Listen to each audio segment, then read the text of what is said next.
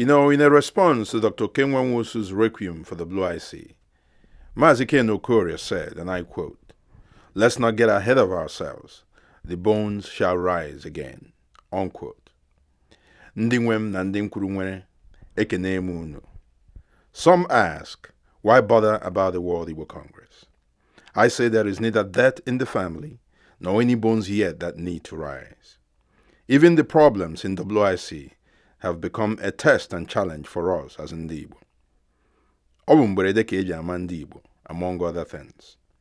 So let me humbly suggest that our first tasks are as follows. 1. Reconcile all reconcilable brethren. 2. Remove any obstacles and enable all existing affiliates to return to our Father's house. 3. Recruit additional affiliates to swell the ranks of the progressive elements in the World Igbo Congress. And 4. Restructure and rebuild this veritable symbol of our collective struggle, identity, and consciousness.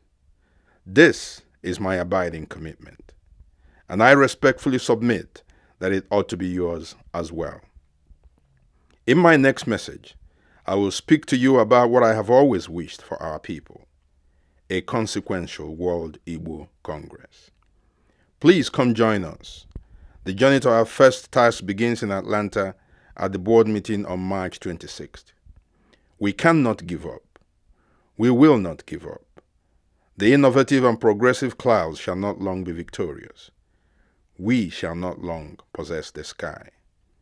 Aha m bụ Ugoji Okechukwu Ugoji. Chukwu gozie unu. Chukwu goziekwa ala Igbo. Ndewonu.